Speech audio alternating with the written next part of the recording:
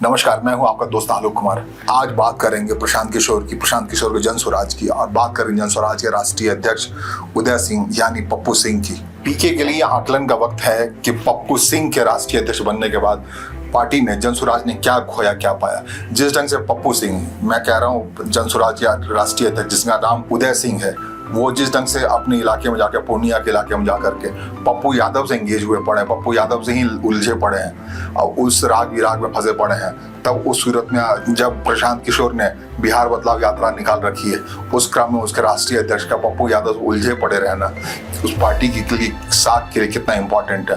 ये बात पहले से उभर के आती रही कि बहुत सारे एजेंडे में जो एग्रेशन था प्रशांत किशोर का, पप्पू सिंह के राष्ट्रीय अध्यक्ष बनने के बाद वो एग्रेशन में कमी आई। वो इसलिए आई, बढ़ चढ़ के पीके बोला करते थे। अब तक बिहार की राजनीति में सिर्फ 1200 ही लोग ऐसे हैं, 1200 परिवार ही ऐसे हैं जिन परिवार से आने वाले लोग राजनीति में, तो उन्हीं में से जो सबसे एक सबल परिवार है वो पप्पू सिंह का परिवार है, जहाँ पप्पू सिंह IAS IPS का परिवार है।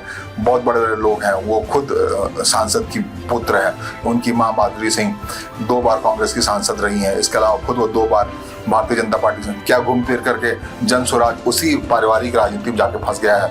और उदय सिंह का जो अप्रोच है, जो पप्पू सिंह का अप्रोच है, पप्पू यादव उलझे रहने का मतलब है पूरे एजेंडा से डिरेल्ड होना।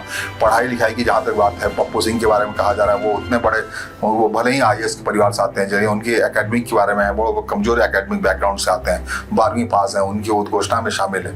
तो इन सब को देखते हुए क्या वो एक हिसाब से प्रशांत किशोर को लूज कर रहे हैं अपने नैतिक बल को, पप्पू सिंह के रहते हुए, उनके एग्रेशन के रहते हुए।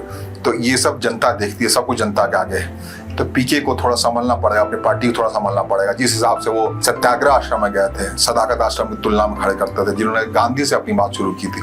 अगर गांधी से पीके की तुलना की जाए, उनके आचरण से तुलना की जाए, तो क्या गांधी ने राष्ट्रीय आंदोलन के समय में अपने सिर पर कोई राष्ट्रीय अध्यक्ष ऐसा बिठा लिया था जो धन पशु हो, जो पैसे से मदद करता हो? हाँ, बिरला थे उनके साथ, हाँ उनके साथ बजाज थे, ये सारे लोग उनके मातहत काम करते थे, कोई राष्ट्रीय अध्यक्ष नहीं था। उनको पता था कि धन देने वाले का स्थान क्या होना चाहिए किसी राजनीतिक दल में। इस ग्राउंड पर कहीं ना कहीं प्रशांत किशोर लूज कर रहे हैं, इससे इंप्रेशन गलत जा रहा है। इससे बेहतर ये था कि प्रशांत किशोर जिन्होंने पहले राष्ट्रीय अध्यक्ष तौर पर रखे हुए थे मनोज कुमार को, वो उनसे एक मैसेज जाता था। वो ज़्यादा पढ़े लिखे थे, ज़्यादा सक्षम व्यक्ति थे। इसके अलावा जिस समाज से आते थे वो एक डाउन टोडन समाज है जिसकी आबादी बिहार में बहुत ज़्यादा है। वो सब मैसेज एक हिसाब से, ये उदय सिंह एक इलाके में है, भले ही वो मजबूत जाति से आते हैं, राजपूत क्षत्रिय जाति से, जो उनका एंगेज का स्टाइल है, हर मीटिंग में वो कहीं ना कहीं पप्पू यादव उनको उलझा रखे अपने अलग अलग मसलों को लेकर। एक ही क्षेत्र से आते हैं, एक ही इलाके से हैं, उनके अंदर ये भी दर्द है। पप्पू यादव ने ही निर्दलीय सांसद के तौर पर उनके इलाके में जो उनकी कॉन्स्टिट्यूंसी, पूर्णिया कॉन्स्टिट्यूंसी अभी राज कर रखा है। तो एक संसदीय सीट के लिए क्या पूरे बिहार में वो 243 जो विधानसभा सीट है, जिसके बारे में जन स्वराज ही अकेली पार्टी है जो सभी सीटों पर लड़ने की तैयारी में है। ऐसा अभी कोई दल नहीं दिख रहा है जन स्वराज के आगे कि उस सक्षमता से 243 सीटों पर लड़े, अपने बल पर लड़े। तो इस सूरत में अगर उसका राष्ट्रीय अध्यक्ष इस ढंग से एक संसदीय क्षेत्र में एंगेज रहता है, एक व्यक्ति विशेष से एंगेज हो जाता है जिसकी छवि अपने आप में उतनी मजबूत नहीं, उतना स्ट्रांग नहीं है, इतना स्ट्रांग नहीं है कि आप समझ लीजिए कांग्रेस उसको सही सलामत अपनी पार्टी में नहीं ले पा रही उसकी छवि की वजह से। इसके बावजूद जन स्वराज के राष्ट्रीय अध्यक्ष अगर उससे उलझे रहते हैं तो अवॉइड करना चाहिए बहुत सारी चीजें, इससे असर पड़ रहा है। इसके अलावा हाल के दिनों में जिस ढंग से प्रशांत किशोर की छवि बढ़ी है, बदलती दिख रही है, वो एग्रेशन दिख रहा है, तो उस एग्रेशन को कंटिन्यू करना है तो उनको नैतिक बल पर, नैतिक आधार को थोड़ा सा अपने को फिर से सुगढ़ करना पड़ेगा, तब बात बनेगी। सत्याग्रह आश्रम का व्यक्ति है, ये सत्याग्रह आश्रम की जब बात कर रहे हैं तब वो गांधीवादी एक छवि वाले व्यक्ति की बात हो रही। अगर वो बार बार ऐसा लगता रहेगा कि वो साधन संपन्न है, और साधन जब सार्वजनिक जीवन में होते हैं, साध्य और साधन का माध्यम को भी देखा जाता है। अगर उनका साधन किसी ऐसे व्यक्ति से आ रहा है जो कंट्रोवर्शियल है, जो सामने आता है, तो बार बार उसकी छवि उटपटांग से बातों से समझ में आती है, तब फिर नुकसान है पीके के लिए।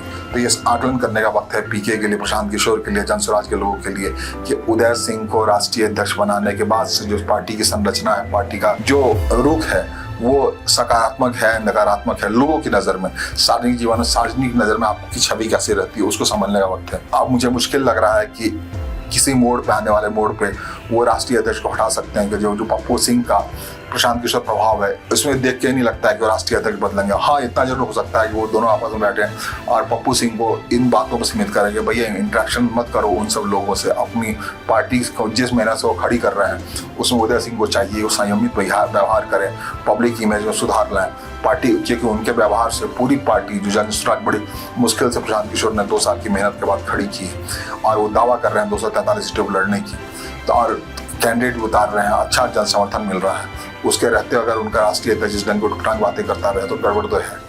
नमस्कार, धन्यवाद।